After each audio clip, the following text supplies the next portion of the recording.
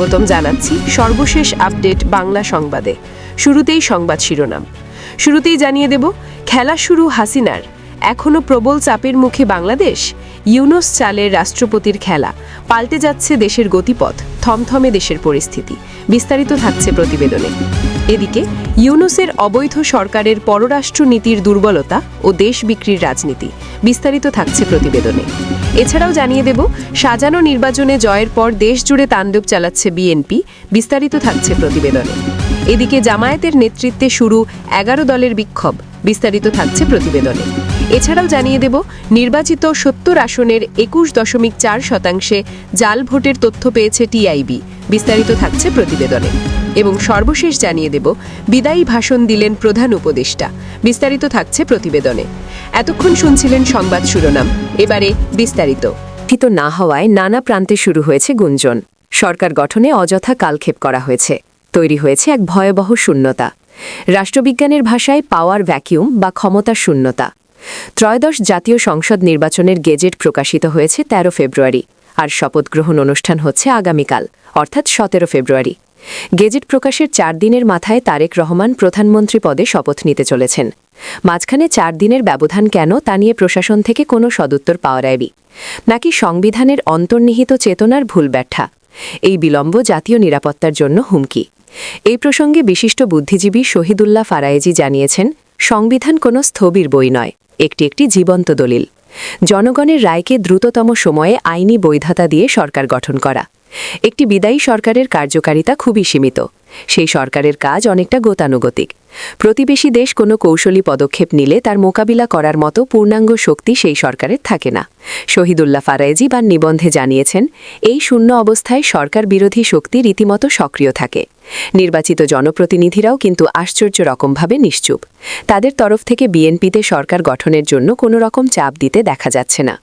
কূটনৈতিক মহলে জোর চর্চা 17 বছর পর তারেকের দেশে ফেরার পিছনে আসল কলকাঠি নয়া দিল্লিই নেড়েছে।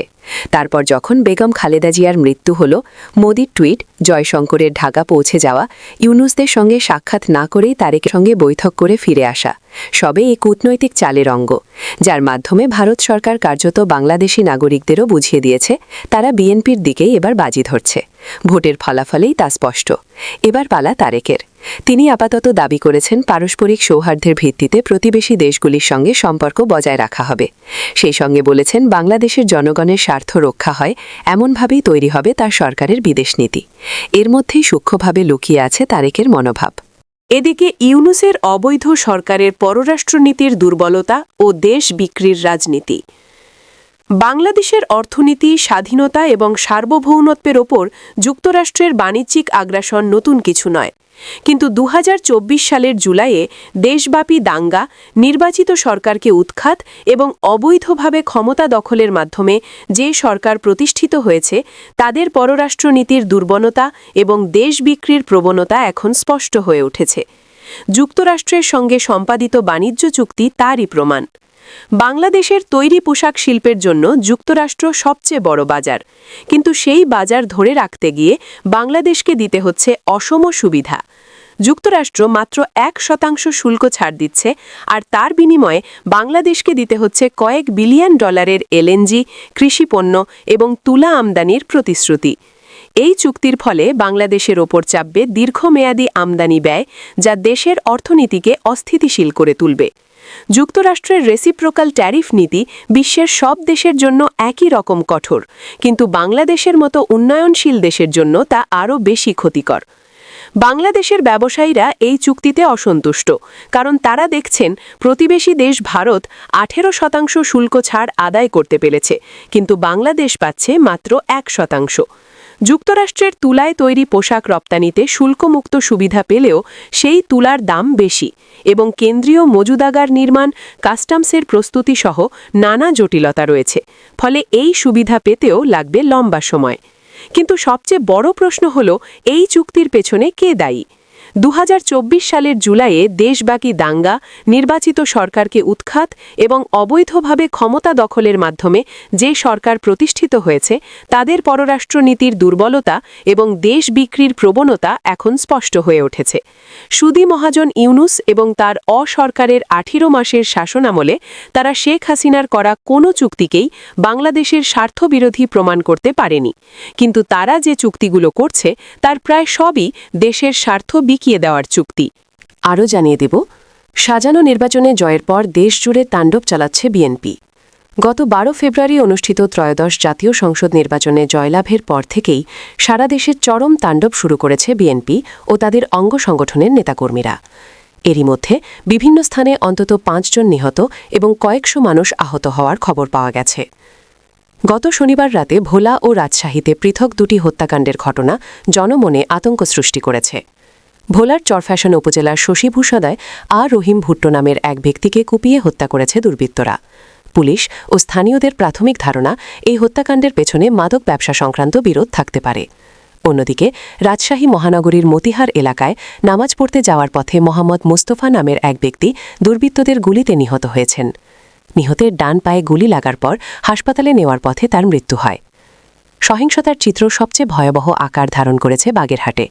সেখানে গত 2 দিনে বিএনপি, জামায়াত ও স্বতন্ত্র প্রার্থী সমর্থকদের মধ্যে দফায় দফায় রক্তক্ষয়ী সংঘর্ষে এক স্বতন্ত্র প্রার্থী সমর্থক নিহত হয়েছেন এবং অন্তত 90 জন আহত হয়েছেন। সংঘর্ষ চলাকালে 20টিরও বেশি বসতবাড়িতে ভাঙচুর চালানো হয়েছে। এছাড়া ফরিদপুরের সালথা, কিশোরগঞ্জ এবং মুন্সিগঞ্জে সংঘর্ষে কমপক্ষে 18 জন আহত হওয়ার খবর পাওয়া গেছে। নাটোরেও রাজনৈতিক অস্থিরতা চরমে পৌঁছেছে। বড়াইগ্রাম উপজেলার ধানাইদহ গ্রামে বিএনপি ও জামায়াত নেতাকর্মীদের মধ্যে সংঘর্ষে অন্তত 13 জন আহত হয়েছেন এবং জামায়াত নেতাদের 6টি বাড়িতে ভাঙচুর ও লুটপাটের ঘটনা ঘটেছে।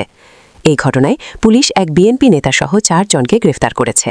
আরও জানিয়ে দেব, নির্বাচিত 70 আসনের 21.4% জাল ভোটের তথ্য পেয়েছে টিআইবি।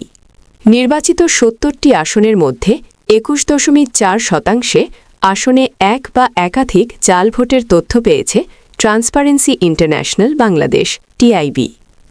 আজ সোমবার রাজধানীর মাইডাস সেন্টারে এক সংবাদ সম্মেলনে ত্রয়োদশ জাতীয় সংসদ নির্বাচন প্রক্রিয়া ও হলফনামা ভিত্তিক পর্যবেক্ষণ শীর্ষক প্রতিবেদনে এ তথ্য জানানো হয়। সংবাদ সম্মেলনে সংসদ নির্বাচনের সার্বিক পর্যবেক্ষণ তুলে ধরেন টিআইবির নির্বাহী পরিচালক ড. ইফতেখারুজ্জামান। ড. ইফতেখারুজ্জামান জানান, টিআইবির মাঠ পর্যায়ের গবেষণার জন্য দৈবচয়ন পদ্ধতিতে নমুনাভিত্তিকভাবে নির্বাচিত 70টি আসনের মধ্যে 21.4% আসনে এক বা একাধিক জাল ভোট প্রদানের ঘটনার তথ্য পাওয়া গেছে। তিনি বলেন, নির্বাচিত 70টি আসনের মধ্যে 21.4% আসনে এক বা একাধিক জাল ভোট পড়ার ঘটনা ঘটেছে। তার অর্থ এই নয় যে 21% আসনে বা জাতীয়ভাবে 21% জাল ভোট পড়েছে। সেটি কিন্তু কোনো অবস্থায় আমরা বলছি না। দয়া করে এইভাবে জিনিসটা ইন্টারপ্রেট করবেন না। আরও জানিয়ে দেব, বিদায়ী ভাষণ দিলেন প্রধান উপদেষ্টা। ত্রয়োদশ জাতীয় সংসদ নির্বাচনে বিজয়ের মাধ্যমে তারেক রহমানের নেতৃত্বে এককভাবে সরকার গঠন করতে যাচ্ছে বিএনপি। আগামীকাল মঙ্গলবার 17 ফেব্রুয়ারি শপথ গ্রহণের মাধ্যমে বাংলাদেশের দায়িত্ব নিতে যাচ্ছে নতুন নির্বাচিত সরকার।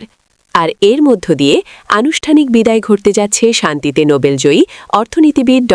মোহাম্মদ ইউনুসের নেতৃত্বাধীন অন্তর্বর্তী সরকারের। নির্বাচিত সরকারের আগমনকে সামনে রেখে নিজ কার্যালয়ের কর্মকর্তা কর্মচারীদের উদ্দেশ্যে বিদায় ভাষণ দিয়েছেন অন্তর্বর্তী সরকারের প্রধান উপদেষ্টা ড. মোহাম্মদ ইউনুস। ভাষণ শেষে কার্যালয়ে কর্মরত সবার সঙ্গে ফটো সেশনে অংশ নেন তিনি। সোমবার 16 ফেব্রুয়ারি প্রধান উপদেষ্টার উপপ্রেস সচিব আবুল কালাম আজাদ মজুমদার এ তথ্য জানান। প্রায় 1.5 বছর এই অন্তর্বর্তী সরকারের অধীনে দেশ পরিচালনার পর গত 12 ফেব্রুয়ারি অনুষ্ঠিত হয় জাতীয় সংসদ নির্বাচন ও গণভোট। নির্বাচনে বিপুল ব্যবধানে জিতে একক সংখ্যাগরিষ্ঠতা অর্জন করে বিএনপি। নির্বাচনের ফল ঘোষণার পর থেকেই শুরু হয় নতুন সরকার গঠনের প্রক্রিয়া।